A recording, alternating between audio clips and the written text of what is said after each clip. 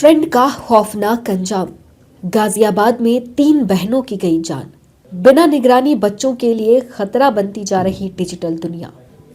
आज जो घटना गाजियाबाद में जो 3 बहनों के द्वारा जो आत्महत्या की, ये एक ऐसी घटना है जो हम सभी फैमिली को एक इंडिकेशन है, एक मैसेज है कि हम अपने बच्चों के प्रति कितने संवेदनशील हैं। जब बच्चे अपनी भावनाओं को पूर्ण रूप से दूसरे ऐसे कई चीज़ों पर आश्रित बना देते हैं, चाहे वो गेम हो, चाहे किसी व्यक्ति के द्वारा प्रताड़ना हो। आज की दुनिया में यंग जनरेशन के लिए ट्रेंड फॉलो करना मानो एक अनकहा नियम बन चुका हो। नई पीढ़ी के बच्चे अब अपने माता पिता और परिवार के साथ कम समय बिताते हैं और मोबाइल फोन व डिजिटल दुनिया में ज्यादा व्यस्त नजर आते हैं।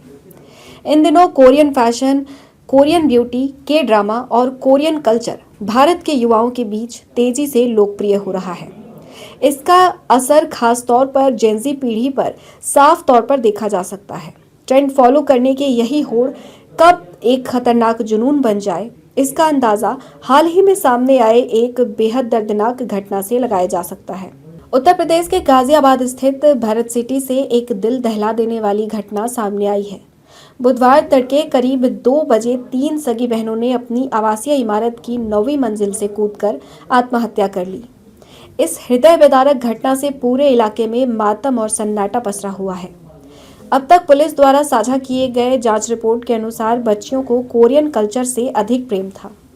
तीनों Korean drama, Korean pop music और फैशन से अत्यधिक प्रभावित हो चुकी थी। उन्हें कोरियन कल्चर की लत लग चुकी थी, जिसके चलते माता पिता ने बच्चियों से उनका फोन छीन लिया था।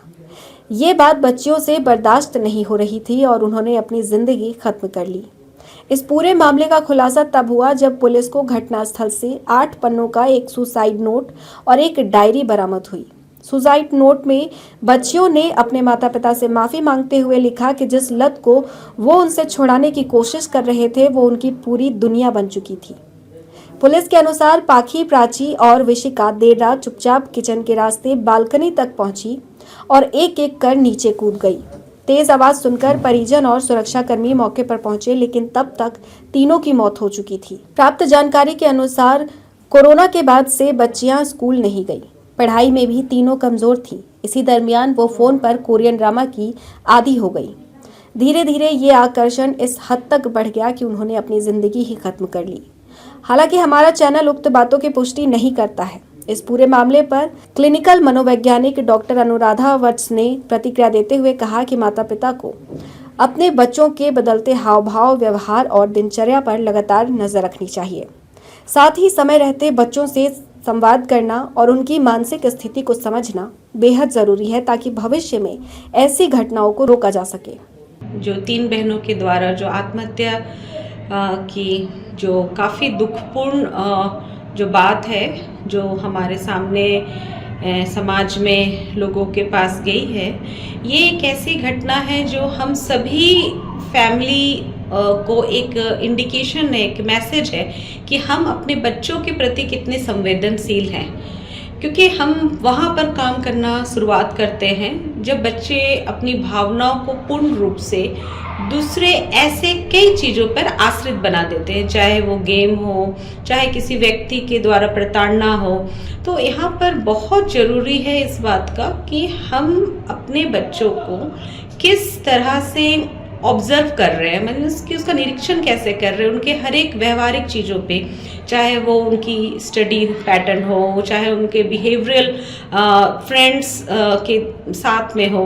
तो ये बहुत ज़रूरी है कि जब तक हम अपने बच्चों की भावनाओं को और उनके व्यवहार को सामान्य और असामान्य रूप में जहाँ हम अंतर नहीं कर पाते हैं कि उनकी जो समस्या है कहाँ से स्टार्ट होती है, क्योंकि हम तभी काम करने की कोशिश करते हैं जब वो हमारे जीवन में प्रभाव डालता है। तो ये समझना बहुत ज़रूरी है और हमें वहाँ पर भी ध्यान में रखनी है कि इस तरह की घटना नहीं हो। उसके लिए उनके खान पान, उनका नींद, अगर चेंजेस हो रहा है और अगर ये 24 घंटे से ज़्यादा दूसरे दिन जा रही है, तो ये एक उत्तरदायित्व भी है और ये बहुत ज़रूरी है कि इस चीज़ों पे हम लोग वर्क करें कि आखिर क्या कारण है कि हमारे बच्चे का जो व्यवहार है वो इतने घंटों से बदला सा लग रहा है।